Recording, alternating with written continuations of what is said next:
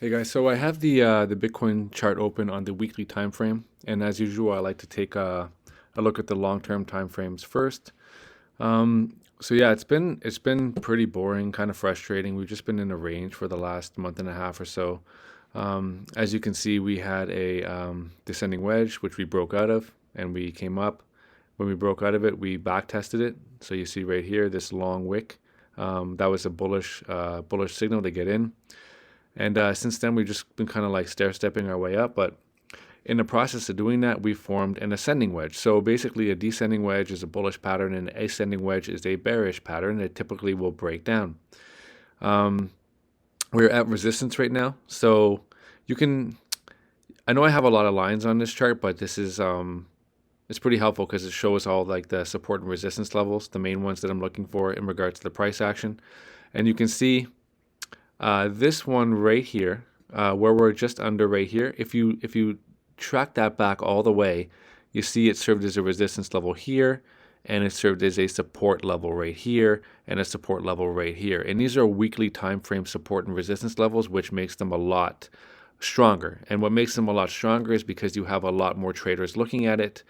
So, for example, there are a lot of big money players that will only trade off the long-term time frames, and it makes it easier for them to get their large amounts in and out of the market. So someone that has a lot of money, it's hard for them to trade the 5 minute time frame because they'll just move the market too much with their position size. Whereas someone trading the weekly time frame, they can scale in and out of their positions more efficiently.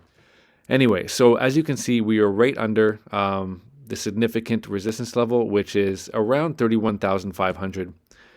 And we kind of got a fake out just recently. If you were looking at the 4 hour, this is why it's always important when it's a very significant level to wait for the candle to close. So for example, here on the 4 hour chart, if you marked it here, okay, we came up, we got rejected, came up, got rejected. So this is a significant level on the chart. It's the 31,500. But look, on the 4 hour, we broke out, and then people probably got excited, got into their positions here, but then it was a fake out. And if you had not waited for this candle to close on the daily, see, look, it's a breakout on the 4 hour, but on the daily time frame, look at this. See, you got to wait for the candle body to close on the higher term time frame to confirm. So then we just got this breakdown. Just the breakout on the 4 hour just ended up being a wick on the daily, and then following that up, we got a bearish engulfing candle, and here we are still in this range. So I mean, until we, this is faking a lot of people out. We come up, everyone gets excited, right? They get all bullish. We come down, everyone gets bearish. We come up. It's just pure fake out, just in this range. So until we break a daily candle with the body closed above 31,500 or a body closed below around 29,565. Don't get too excited in either direction. Instead, just play the range. So when we come to the bottom of the range, you can look for a buy with the stop loss underneath here.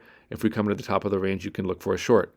But yeah, until then, you just got to be patient. It's a really boring, rangy market, and this rising wedge. The thing is, like when you have a, I'll go back to the weekly so I can explain this better. When you have a breakout of a descending wedge, there's a price target. You just measure from here to here, and then you project it from the breakout point. And we have not hit that yet. I see a lot, like this level right here around $47,000. It's almost like, to me, it seems like a magnet. But again, if we do end up breaking to the upside from the position we are, from the position we are in right now, because this rising wedge, this is going to act as a resistance level. So say we just truck along here, sideways action for a while, and we come up to this level here. Well, this level, it's around 35,865. This is going to be a massive level of resistance because that's going to be the upward sloping resistance line here from the rising wedge, but it's also going to be here where this level served as a support. So it was a resistance right here, or was a support. So if we are to break this level, then we're going to get a major resistance on this this resistance line, and especially if we come to it at a convergence point where it also intersects with this horizontal support and resistance level around 35, just under 36,000, then you can look to enter a short position around there if you want. I'm not really telling you what to do.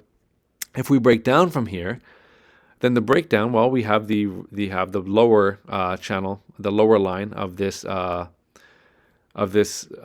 rising wedge, and that would be just draw this on your chart, right? Just draw this on your chart, connect here to here, and then you can look for this area as a level of support.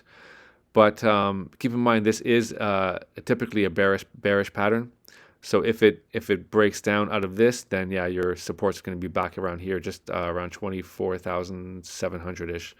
But there's no reason to suspect that's going to happen yet. Until then, we are just in a consolidation point, just below a major resistance level. And you could say this is just basically like a bull flag. So we had this flagpole, and it was just kind of like ranging here, almost like a bull flag. And we're consolidating under a major resistance. No one, if before any of this price action happened, if you show me how significant this level of resistance is, I'm going to assume that, yeah, you're not going to break it on the first try. It's going to take a long time. And yeah, we're just consolidating and forming a base under the resistance level, which actually isn't a bad thing. Okay, let's change the chart right now. And I want to show you on the long term. Here we are on the monthly. And this is a kind of a premium indicator set that I have. I'll put a link to it in the pinned comment. But you see how historically accurate it's been. It's called the ultimate stochastic.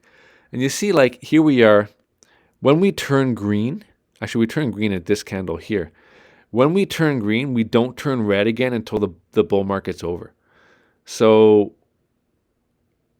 actually no, we turn red here. So there was a little bit of a pump, but basically once we turn green, we don't turn red again until we have a bull market, like a full-on bull market. So here we are again, we flip green on the monthly, and then we had the full-on bull market. And look what just happened. If I can zoom in here, look. We're just turning from red to green on the stochastics, coming up from the oversold region and flipping back up. So again, I have to read. I do think we are in the initial stage of a bull market, but we're just battling with this very significant resistance level, which, as you see, served as a support right here, right? So we got to break this. If we break this, then yes, I think we're going to come up to that first level of resistance that I just mentioned on the daily, around 35,000, around the 35,000 region. But if we break that, then actually, before I change the chart here, I should mention that this level here, so the red and the blue, they give you an easy way to identify the trend, and they act as a dynamic level of support and resistance. So it's good to note that the monthly level here is around 50,000, but I think we will see significant level of resistance before we get up there. So here we are. Yeah, so we have broken this downtrend on the weekly. Now we're kind of like uptrending here, and we have the blue level below us. So as we come up, as it moves up, this level, it's called a smart trail. This will follow us up and act as a dynamic level of support. So when we come down to test this, it should act as a support level. Okay, so let's look at the yeah, again, just consolidation range. So I want to change this now, and I want to look at the it's called price action concepts. This indicator, I really love it. And let's see here.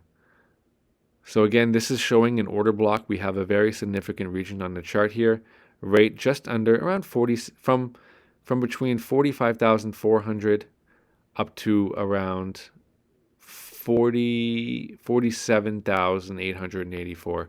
So this is an order block. So this denotes that there's been a lot of transaction history in this range. And when you approach these order blocks from below, they tend to act as a resistance level, and vice versa. If you come down to them from above, they act as a support level. So see, we have this massive range down here at around the lows, which is around, the 16, 15.5, 16 range. I don't think time-wise, where we are in the halvening cycle, I don't think we're going to revisit these levels. But yeah, basically, guys, we're just in a annoying consolidation range, but you can play it, you can trade it, right? So let's see here on the 15-minute. Yeah, you can. Yeah, so we're at a level of support here, and then the upside to this level would be around 30,400. So this is a playable range. But it's one of those things. It's just, we just got to be patient with it and see what it does. I gave you the breakout and the breakdown targets. Again, yeah. I mean, you must see a lot of crazy lines on this, but if you can just kind of freeze this, maybe you want to draw this on your chart, because this will show, again, this level here. In this range, the support level is around 29,500. The upper region, a daily, we want basically pay attention to the daily, and it's around 31,500. If you break that, the upside targets I've given to you, and if you break below, I've given you the downside targets. All right, guys, so that's a update on Bitcoin. All right, take care. Oh, and if you haven't subscribed and you want to get more of these updates, because I'm trying to put out about 2 or 3 per day, just subscribe now. All right, have a good day. Bye.